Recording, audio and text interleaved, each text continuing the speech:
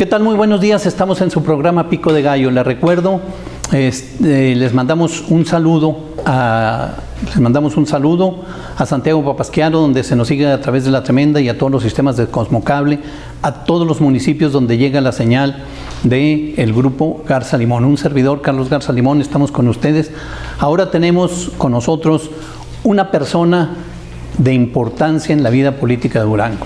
Está con nosotros Marcos Cruz Martínez. Marcos Cruz Martínez ha sido una persona de quien no se puede explicar el presente de Durango sin hacer referencia en la historia de Durango a Marcos Cruz Martínez, con el PT, el Comité de Defensa Popular, con anterioridad, persona que junto con otros integrantes del movimiento cedepista, posteriormente petista, formaron parte de la historia de Durango, generaron cambios importantes en nuestra entidad, de tal manera de que, como les digo desde un principio, Durango, la vida política actual no se puede explicar sin un Marcos Cruz en nuestra entidad. Marcos, buenos días. Buenos días. Bueno, pues actualmente quiero comentarles de que Marcos Cruz pues es titular de SEDESOE, Secretaría de Desarrollo Social del Estado de Durango, ha sido senador, ha sido diputado federal, ha sido presidente municipal del municipio de la capital. De tal manera de que la experiencia que tiene Marcos Cruz, tanto en el conocimiento social como político, pues hay que tomarlo en consideración, ya que, como les indiqué anteriormente, es una persona que conoce, que sabe y ya ha vivido en las entrañas de la política y de oposición en nuestra entidad. De tal manera de que pues yo les sugiero que pongamos mucha atención en todo lo que dice y lo que calla. Es importante ver todos esos. Más lo que calla que lo que dice. Marcos, buenos días. Buenos días, Carlos. Buen sábado. Buen sábado. Muchas gracias por invitarme. Sí, cómo no. Marcos, ¿cómo se recibió SEDESOE y cómo está actualmente? Pues mira, la Secretaría de Desarrollo Social ahí era prácticamente como una dependencia del PRI. O sea, que tenía funciones básicamente político-electorales. De tal manera que cuando nosotros llegamos ahí, pues había muchos aviadores, había gente que cobraba, pero que no trabajaba. ¿Qué número de aviadores detectamos? No tengo ahorita el número, pero sí era muy importante era muy importante la plantilla. Yo lo que creo es que muchos eran operadores políticos en las campañas electorales. Y aparte, bueno, pues era una estructura de la SEDESOE pues, que realmente no correspondía a la capacidad de respuesta que una institución debe darle a la gente. Es decir, muchos organismos no funcionaban, otros no tenían nada que ver. Por lo tanto, tuvimos que hacer una reestructura y tuvimos pues que empezar a limpiar la casa. Porque esas fueron las instrucciones que el ciudadano gobernador nos dio a todos los secretarios. De manera que nosotros empezamos a limpiar la casa. Por ejemplo, en el caso de los aviadores, pues tuvimos que darlos de baja, todos los operadores políticos. Limpiar la casa en cuanto a que los recursos que ahí se manejaban, muchos de ellos eran adjudicaciones directas, o sea, no había licitaciones, cuando la ley te obliga a licitar los recursos, de manera que ahora, lo que ahora hacemos diferente, pues que los recursos que nosotros manejamos, pues los tenemos que licitar. ¿Qué tipo de situaciones? ¿Cómo? ¿En qué se vio esto? Ahí en toda la Secretaría, en todos los recursos que manejan. ¿Cuáles son los ejemplos? En los programas que manejaban, los programas sociales que manejaban, no había licitaciones, eran programas que ellos eran vía adjudicación. Bueno, el más emblemático pues es el de los uniformes, ¿verdad? ¿Qué pasó ahí? Pues en el caso de los uniformes, pues más o menos eran como... Los uniformes escolares que tenían un presupuesto anual de alrededor de 110 millones de pesos por año. Es decir, en 6 años, ahí se ejercieron pues 660 millones de pesos, se ejercieron bajo el formato de una adjudicación directa. Y eso es ilegal, totalmente. ¿Qué es lo que estamos haciendo nosotros ahora de manera diferente? Pues lo que estamos haciendo diferente es que se hizo una licitación pública, abierta, nacional, donde participaron varias empresas, unas de Puebla, de Guadalajara y una de aquí de la región lagunera. Y aparte, bueno, este asunto fue muy emblemático también porque nosotros queríamos cumplir con la ley, y como lo cumplimos, de hacer una licitación, pero queríamos que las fuentes de trabajo, es decir, que los talleres sociales que elaboraban esos uniformes, siguieran ellos elaborándolos, que no se fueran esos empleos aquí de Durango, porque son 1,500, porque ya el presupuesto ya no son 110 millones, el presupuesto son 142 millones, porque el gobernador pues amplió este programa. Ahora se les van a dar chamarras a los estudiantes de educación media superior y también se les van a dotar de uniformes a las etnias, de tal manera que ahora se van a más o menos a elaborar alrededor de 15,000 uniformes tradicionales indígenas, porque se hizo una consulta con ellos si querían ellos seguir conservando su uniforme, su vestimenta tradicional, y eso es importante pues por toda la carga cultural que ellos tienen. Ahora, inclusive 15,000 y van a ser elaborados por ¿quiénes? Pues por ellos mismos, porque esa fue otra de las peticiones que nos hicieron en la consulta que hicimos con los indígenas, que ellos querían elaborar los uniformes. De tal manera que pensamos nosotros que van a participar alrededor de 5,000 mujeres indígenas en la elaboración de estos 15,000 uniformes. Es decir, estamos hablando de que cada mujer indígena estará elaborando de un promedio de 3 uniformes aproximadamente. De manera que yo podría decir que sería el gobernador Aispuro el primer gobernador que dota de su vestimenta tradicional a sus etnias. Y bueno, esa es parte de la limpieza que nosotros tuvimos que hacer. La reglamentación interna también era muy, muy importante. Todos los programas tienen reglas de operación, no es que no se manejan de manera discrecional, porque era la otra parte, regresando a la pregunta que tú me hiciste, pues los programas estaban direccionados con un fin electoral. Entonces ahora los programas no están direccionados con un fin electoral. O sea, los programas están direccionados a quien más lo requiere, a quien más lo necesita. Y nosotros hemos avanzado también en el tema de la transparencia. ¿Cómo se puede garantizar el no uso electoral de todos los programas? Transparentándolos.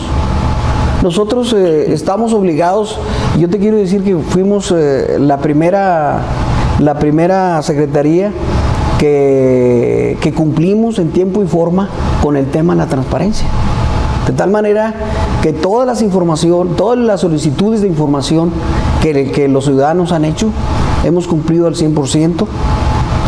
Todo nuestro quehacer está transparentado también en la página de la Secretaría, es decir, salarios, funciones, programas, reglas de operación, beneficiarios, que eso era muy importante, beneficiarios, o sea, ahí está claro a dónde va el recurso. De manera que esa es la manera, una de las maneras en que no se le puede dar uso electoral a los programas.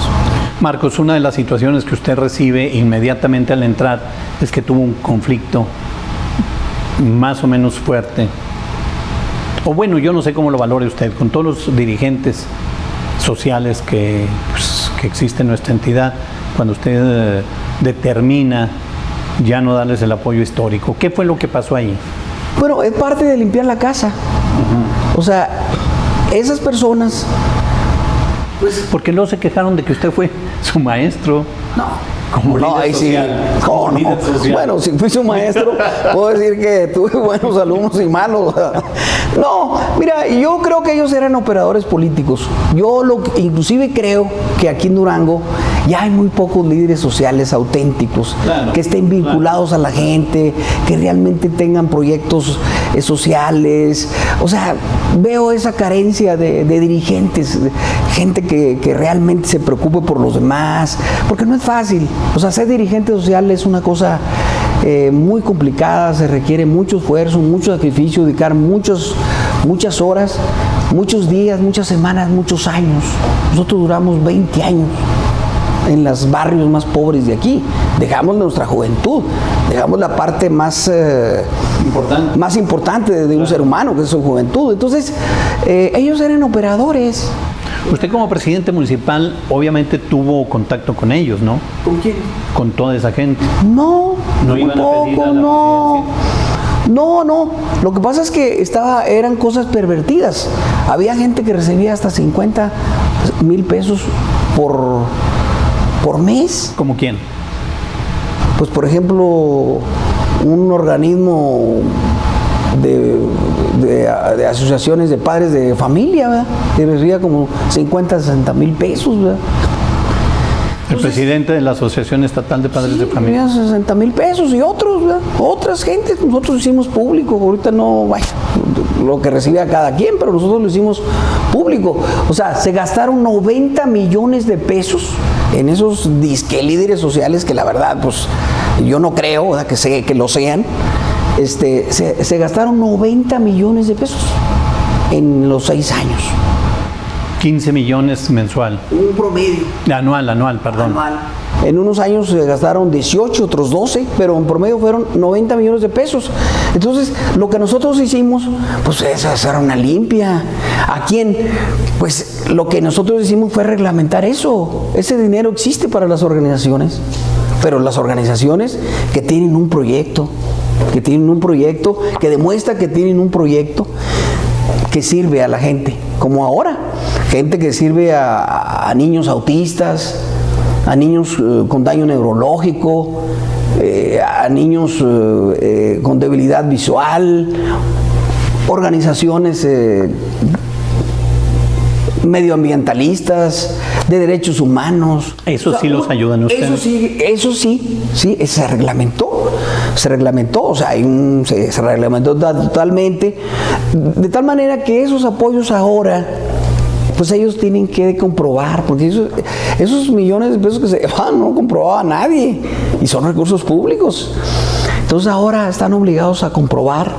Ya no se depositan las cuentas personales de los líderes esos recursos, sino que van a las asociaciones.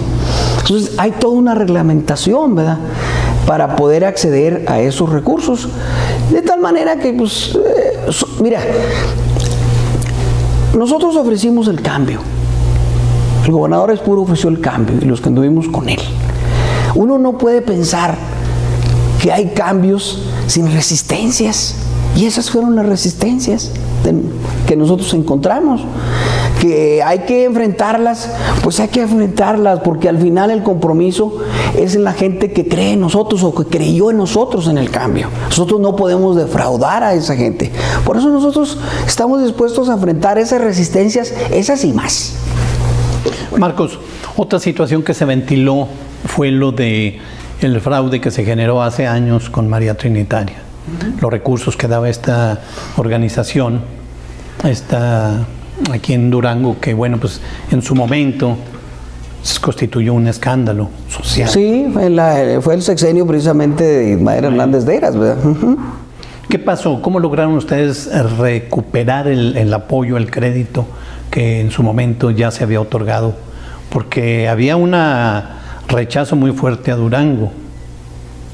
Pues sí, es que ahora sí que Mariana quedó muy escamada, ¿verdad? Pues sí. Casi fueron 100,000 toneladas de cemento del fraude, el tamaño del fraude, ¿verdad? Pues esa fue una gestión del gobernador, man. El gobernador el gobernador es puro. Ah, ok, este gobernador. Componer la relación con Mariana Trinitaria, el gobernador es puro fue a Oaxaca, habló con ellos y bueno, les dijo que este era un gobierno diferente, que no había problema, que las cosas se iban a manejar con total transparencia, honestidad. Y la verdad es que ellos estaban muy renuentes, pero al final el gobernador pues los convenció, ¿verdad? Y qué bueno, porque al final de cuentas pues los recursos para la pobreza, para el tamaño del reto que tenemos aquí en Durango, son pocos. Durango es el estado... ¿Cuánto recibe de recursos la Secretaría? Mira, te voy a dar un dato de diagnóstico. O sea, Durango es el estado más atrasado del norte del país. ¿Qué porcentaje de pobres hay aquí en Durango? ¿Cuál es? Es el 43.5% de la población vive bajo la línea de la pobreza. ¿Qué significa esto? Significa alrededor de 760,000 personas. ¿Y cómo se establece quiénes están en ese rango y quiénes no? ¿A partir de qué criterio? El Coneval, ¿verdad? Hay organismos que se encargan precisamente de hacer esos diagnósticos, esas evaluaciones, y ellos pues tienen una serie de criterios técnicos. Ahora, te voy a dar otro dato más interesante. Por ejemplo, tengo entendido que los que están en ese rango es las familias que solamente hacen 2 comidas al día. ¿Así es? Y tienen un salario. Sí, porque ellos, el Coneval los clasifica, digamos, a la gente por rezagos, ¿verdad? Así es. Rezago por carencia alimentaria, por carencias o rezagos, carencia alimentaria, carencia en acceso a servicios de vivienda, lo que es agua, drenaje, que es carencia en vivienda, claro. Carencia en rezago educativo, en acceso a los servicios, a la cobertura pues médica, a la seguridad social, a la vivienda. Esas son las como nos clasifican. Ahora te voy a dar un dato. Solamente el 20% de la población, es decir, de cada 10, 2 duranguenses no tienen ninguna carencia. Y los otros 8, todos tienen alguna carencia. ¿En qué? Pues en alimentación, en vivienda, en educativo, en seguridad social, o sea, tienen alguna carencia. Ese es el diagnóstico, esos son los datos duros de los 88 años que nosotros heredamos, los duranguenses, del gobierno de un solo partido. Esos son los datos duros. Casi el 18% de la población tiene carencia alimentaria. Es decir, que no da las 3 comidas. ¿Está claro? Lo que eso significa. Entonces, imagínate. Además son comidas de refresco y galletas, ¿no? Las que sí hacen. Bueno, también fíjate cómo es lo paradójico. También Durango está en los primeros 2, 3 lugares de obesidad infantil. Entonces se da el fenómeno de que tienes un alto grado de carencia alimentaria, pero por otro grado tienes obesidad infantil. O sea, te fijas estos fenómenos contradictorios. Entonces, tú dirás, bueno, ¿cuántos recursos se requiere para atender a todos el rezago? Pues es difícil porque tú sabes que el modelo económico que hemos padecido aquí en México, pues es un modelo económico que tiende a la concentración de la riqueza de una manera bárbara. Vi yo unos datos en un medio de comunicación que el 10% de la población tenía concentrado el 70 o el 80% de la riqueza del país. Es una concentración, vaya, grosera. Claro. Entonces, eso es una fábrica de pobres. No sé si me está explicando. Entonces, pues, sin embargo, bueno, ¿cuántos recursos nosotros manejamos nosotros aquí? Nosotros tenemos pocos recursos, Carlos. Nosotros tenemos pocos recursos en realidad. Para la necesidad. Durango está en penúltimo lugar en política social. O sea, creo que nada más Guerrero está abajo de nosotros. ¿Cómo se hace esa clasificación de la política social? O sea, el ranking. Claro. Pues en base a los recursos que destinas, en base a los programas que tienes, en base a las instituciones que tienes también como Estado. Entonces estamos en últimos lugares. ¿Ha habido incremento con esta administración de apoyo para batir el rezago? Pues no ha habido incremento. Ahora, el problema es múltiple. El problema de la pobreza. Mira, en México el gasto social ha ido creciendo exponencialmente, pero exponencialmente. Ahorita en México casi se aplica casi $1 billón en programas sociales. O sea, 950,000 millones de pesos en gasto social. Sin embargo, según el Coneval, anualmente. Según el Coneval, en como alrededor de 300 programas de distintos estatales y municipales y federales y lo que tú quieras.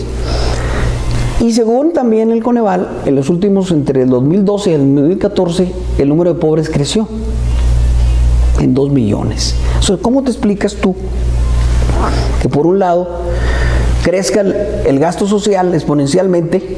Porque exponencialmente ha ido creciendo. ¿Cómo te explicas? Por la corrupción. Por la corrupción. O sea, gran parte de los recursos destinados al gasto social, que es educación, salud y todo lo que estamos hablando, vivienda, o sea, es como un embudo, Carlos. ¿Y dónde va a parar el embudo? No, pues el embudo, lo que dice la ley del embudo es que la boca es grande y va llegando ya a la gente, ya le llegan gotas. ¿Y a los responsables? Bueno, ahí está el caso de Javier, el de Saraceno. Sí. Ahí está un caso emblemático. Ahí está la corrupción. ¿Cuál es el otro? Pues es el uso electoral, Carlos, de los programas sociales. O sea, van a atender a las clientelas de los partidos. No van a atender, ¿me entiendes?, a la gente que menos lo requiere, sino a las clientelas de los partidos. Y el otro factor que también influye, pues es la dispersión del gasto social. O sea, el gasto social en México no está ordenado, articulado, coordinado, y entonces pues hay una dispersión y se pierde. No hay impacto, por lo tanto. Bien, pues vamos a una señal de identificación, regresamos en un momento.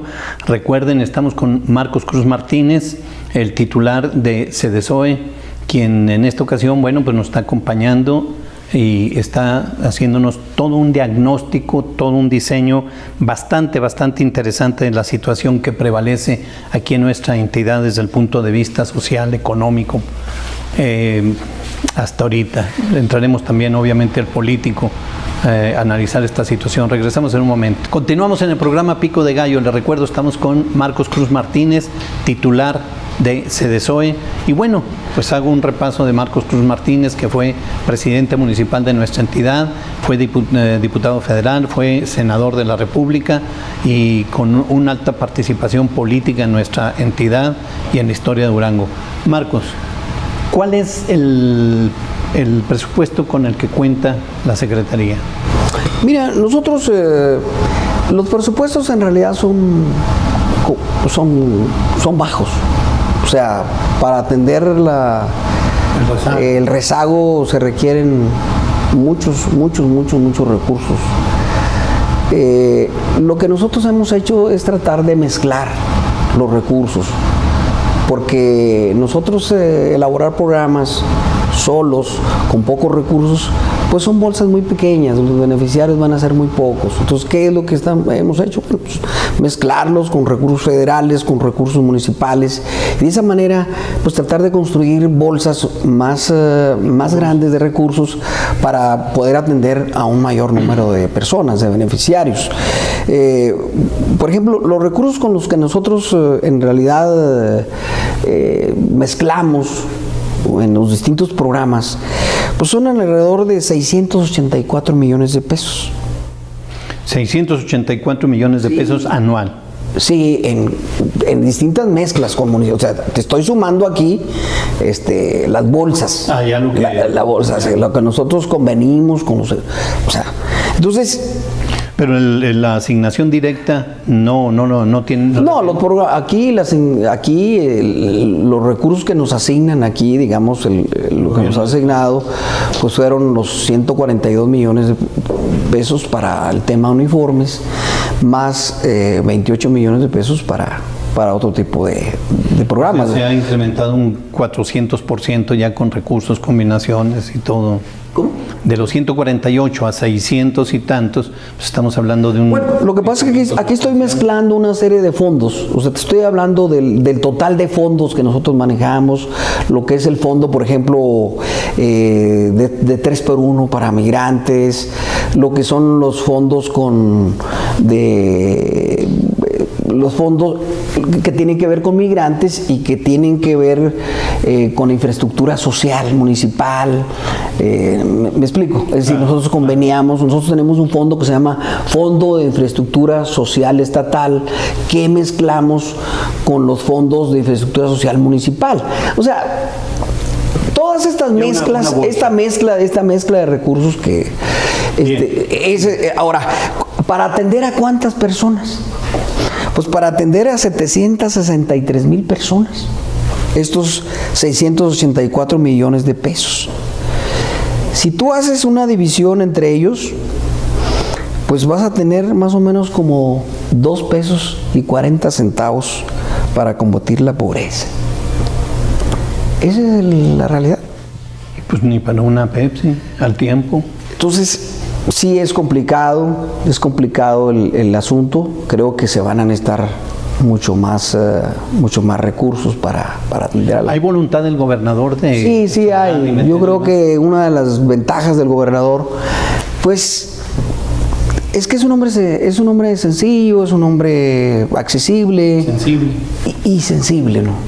Entonces, nosotros, nos ha instruido para que podamos atender lo mejor que se pueda a la gente. Usted se ha peleado, es decir, me refiero por recursos, por incrementar recursos, pedirle al gobernador así, oiga, se requiere. No tanto pelear, porque no, es una forma de decir. Es una forma de decir de que si ha habido la búsqueda. ¿Quiere usted que me corran o qué? No, pero tú has tocado un punto importante. Porque se requiere buscarlo, sí. Mira, lo más importante para mí en este tema, yo como una persona que tiene una trayectoria, pues de activista social, claro. Tú has mencionado aquí todos los cargos que he tenido, ¿verdad? Pero el más importante para mí, el más emblemático, el más significativo, si tú me dices, ¿con qué etapa de tu vida te quedas? Yo me quedaría con mi etapa de activista social, de 20 años en las zonas populares. 18, 17 sí. años, ¿no? Entonces, ¿qué es para mí importante? Para mí importante es que este problema de la pobreza, hacerlo visible, porque estaba escondido. Claro. O sea, en estos pasados sexenios lo tenían escondido, ¿verdad?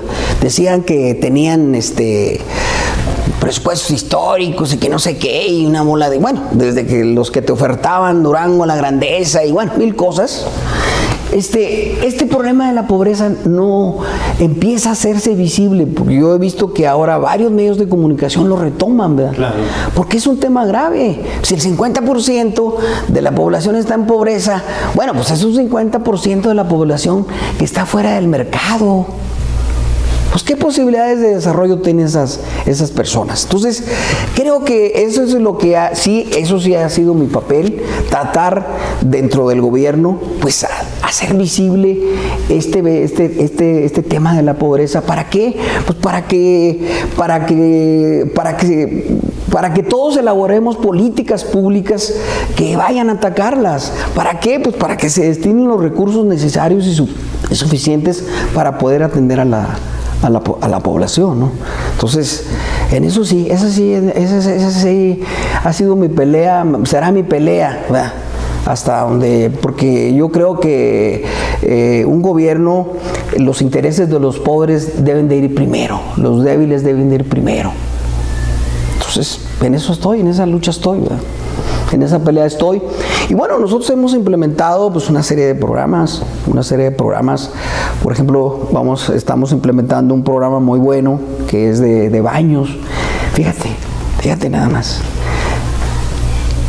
Aquí en Durango hay más de 18,000 familias que no tienen sanitario.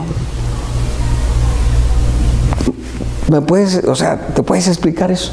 Que no tengan sanitario. Fíjate en qué condiciones de salud viven esas personas, en qué condiciones de pobreza, para que ni siquiera sanitario tengas. Claro. Entonces, eso es un asunto muy grave.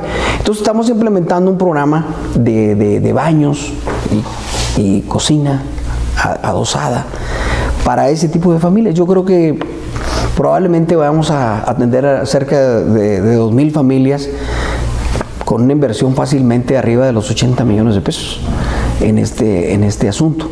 ¿2,000 de cuántas? 18,000. O sea, el 10%, poquito más del 10%. Me comentaba el médico López Bueno, que también le sabe mucho a estas cosas, que en Inglaterra, en el siglo XIX, resolvieron el problema sanitario en las viviendas. Y nosotros en el siglo XXI todavía tenemos esa cantidad. Eso es inaceptable. ¿En qué condiciones de dignidad, de decoro viven esas personas? No puede ser. Entonces, pues de este tamaño son los retos. ¿En qué porcentaje es su deseo de abatir esta circunstancia de grave rezago y pobreza? Pues mira, ¿cuál es su ambición? ¿A qué? Obviamente el 100% sería lo ideal, ¿no? Sin embargo, ¿hasta dónde considera usted que puede abatirlo, dadas las circunstancias económicas reales? Yo creo que no depende de mí solamente. O sea, depende de muchas variantes. Acuérdate que el Congreso pues, son los que deciden los presupuestos, a dónde orientan el gasto. Depende del mismo gobernador, que yo lo veo muy interesado. No lo sé. Lo que sí sé es que nosotros, el trabajo de nosotros, lo mide la Coneval. Es decir, los demonios con los cuales nosotros luchamos son los demonios de los rezagos, de las carencias. Y entonces la eficacia de la función de nosotros, del trabajo de nosotros, se va a medir si somos capaces de abatir esos indicadores de pobreza. No sé si me esté explicando, porque pues, el rollo es rollo, pero el problema son los números. Y los números aquí en Durango son alarmantes, como te lo he estado describiendo. El 51% de la población no tiene seguridad social, con todo lo que eso significa. Claro, vida al final del día. Entonces no tienes derecho a nada, a jubilaciones, a pensiones, a nada, a hospital, no tienes nada. Entonces, eso es grave. Entonces, sí hay de parte de nosotros toda la voluntad de abatir estos rezagos y presentar buenos resultados. ¿A quién? Pues en primer lugar a los ciudadanos que creyeron en nosotros. Y en segundo lugar al gobernador, ¿verdad? Yo se lo dije, inclusive cuando él me invitó, yo le dije, pues con mucho gusto te ayudo. Me invitó a colaborar por la gente, y si apoyamos a la gente, pues también a ti, ¿verdad? Claro. Mira, ¿cuál es el éxito de la izquierda que ha ganado el Distrito Federal? ¿Por qué la izquierda tiene 20 años ganando el Distrito Federal? Y todas las encuestas dicen que va a ganar la izquierda. No sé, digo, porque el PAN y el PRI creo que traen el 10 o menos, no sé. ¿Por qué? Porque la izquierda en la Ciudad de México le ha invertido mucho a la política social, a los programas sociales. O sea, le han invertido a la gente, pues, porque la política social es invertir a la gente. Entonces se le ha invertido a la gente. Porque el otro enfoque es que tú los recursos públicos, como lo hacían antes, o sea, era la obra. ¿Por qué? Porque en este país la gran corrupción se da en la obra pública. Por eso pues aquí hay una bola de puentes y cosas que como en 500 millones de pesos o 400, cantidades estratosféricas. Pero a la gente no le meten. Por eso estos que se fueron perdieron las elecciones, ¿sí? Porque hicieron puras obras negocio. Andaban en las obras negocios que dejaba dinero. ¿Cómo cuáles obras? Muchas. Pues por el hospital el hospital 450, que era una necesidad y pues como no, es una cosa muy importante. Pero pues nomás el puro cascarón creo dicen que se gastaron 1,000 millones de pesos. Los puentes esos que hicieron, que miles de millones de pesos, o cientos de millones de pesos, para no ser exagerado. Entonces, hay que invertirle a la gente. Por eso la izquierda ha ganado en la capital, porque le invierten a la gente. ¿Por qué? Porque inclusive la base social de un gobierno te la da en gran medida, no solo, por supuesto, la política social. Claro, sin duda. Entonces, pues en eso estoy interesado. Y con esos demonios ando luchando. Marcos, la actividad suya en esta administración luego a veces se observa intolerante. Ejemplo, la vez de la toma de posesión, cuando llega al estrado Ismael Hernández de Eras, y usted se baja de tribuna, se baja de allí del estrado. ¿Por qué se bajó? No, pero eso no es falta de tolerancia. Bueno, pero ¿cómo? O sea, te voy a decir por qué. Pues es inaceptable estar en el estrado. Esa persona, cuando él era gobernador, le robaron la elección al gobernador Aispuro, se la robaron en el 2010. Por favor. Entonces, con toda la... Mira, el Mezquital, a propósito de pobreza, es el municipio más pobre. Es el segundo más pobre de México.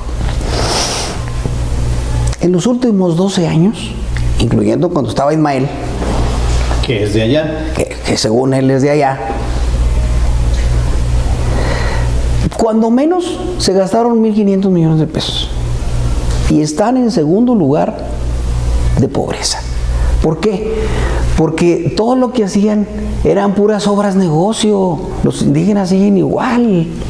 Entonces, para mí ese tipo de personajes, pues realmente yo no, o sea, yo me siento, es más, si me vuelven a poner en un tapanco, en un podio, me bajo pero corriendo, compadre. No, olvídate, no va a volar la cartera, ¿verdad? Como dice López Obrador.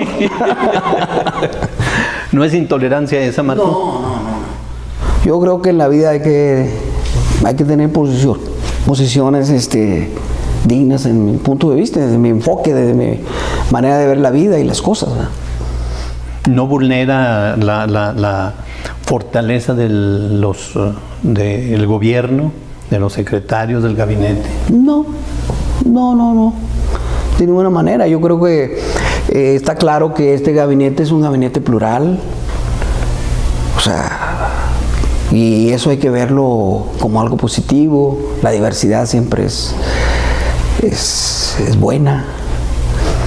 Y hay distintos, creo yo, pienso que hay los secretarios, pues tenemos distintos enfoques de ver las cosas, ¿verdad? Entonces, de ninguna manera, pues todo el mundo sabe que soy un izquierdista empedernido, entonces que no tengo remedio. Marcos sin remedio. ¿A qué edad empezó usted a militar dentro de la izquierda? No, pues hace muchos años. No quiere recordar, no, a la edad, ¿a qué edad? No hace cuántos años. Pues yo participé en el movimiento del 68. ¿Qué edad tenía? 16. Sí, 16 años, 15, 16 años. Entonces, desde ese tiempo, pues hemos estado participando socialmente, políticamente. Tenemos inquietudes, siempre ha sido la motivación personal. la gente, los problemas sociales. Y pues Marcos, sí, tenemos larga experiencia en eso. ¿Hay diferencia, usted percibe diferencia entre la juventud de aquella época, no sé cuántos años, de aquella época a la juventud actual? ¿Hay la misma inquietud, el mismo empuje, la misma atención y deseo de, pues por ejemplo, dar solución a los problemas sociales? ¿O la juventud de manera general ya tiene su atención en otro lado? Yo lo que creo es que vivimos, las épocas son distintas. A nosotros, a ti y a mí me tocó vivir en la época de la Guerra Fría, que se caracterizó por una polarización político-ideológica entre el capitalismo y el socialismo. Socialismo que, por cierto, después terminó en pesadilla, pero bueno, eso es otro tema. Pero esa era la polarización político-ideológica y nosotros así nos formamos, con un bagaje ideológico, por lo tanto con un gran desinterés por las cosas materiales y por cambiar el mundo, por transformarlo, y eso pues nos da una energía y una vitalidad, y pues muchos años de nuestra vida así se lo dedicamos, porque nosotros estábamos en medio de esa polarización. Al final pues esa Guerra Fría termina, los sueños terminaron en pesadillas, pero avanzamos. Creo que ha habido regresiones en el país últimamente, ha habido regresiones, sobre todo en los temas electorales, una terrible, pero ha habido avances y nosotros contribuimos en esos avances, de tal manera que aunque el sueño del socialismo haya terminado en pesadilla, si yo volviera a nacer haría lo mismo. Bien, pues Marcos Cruz Martínez, ¿alguna cuestión más que desee? Ya se nos fue el tiempo. ¿Algo más que quiera agregar? No, pues simplemente agradecer al público que nos ve, que nos escucha, que nos haya tenido la paciencia de escucharnos. No, muchas gracias, Marcos. Muchas gracias que nos hayas acompañado en esta edición de Pico de Gallo, que se ve en casi todo Durango. Se ve y se escucha. Aunque no haya señal. Aunque no haya señal. Que se ve y se escucha. Gracias por habernos acompañado. Sin duda siempre es una satisfacción poder platicar con usted. Gracias, muy amable. Bien, pues agradecemos a todo el público Radio Escucha que nos siguió en esta emisión de Pico de Gallo con Marcos Cruz Martínez, secretario de CDSOE. Esperamos igual la próxima semana pues tenerles una entrevista de su interés, de su atención, para que usted pueda seguir construyendo sus opiniones, sus orientaciones políticas, orientar. Ahorita, bueno, en la actualidad es muy importante tener una evaluación de todo lo que constituye el quehacer político de nuestros gobernantes y obviamente de todas las partes de gobierno, como es en este caso una secretaría muy importante, vital en el desarrollo político, social, económico de nuestra entidad, como es CDSOE. Ojalá le haya servido de algo, yo espero que sí, y nos vemos la próxima semana con una emisión más de Pico de Gallo. Les recuerdo que esta edición usted la puede ver en 1 hora, puede volverla a analizar a partir de 1 hora en YouTube digitando Pico de Gallo. Que tengan muy buen día.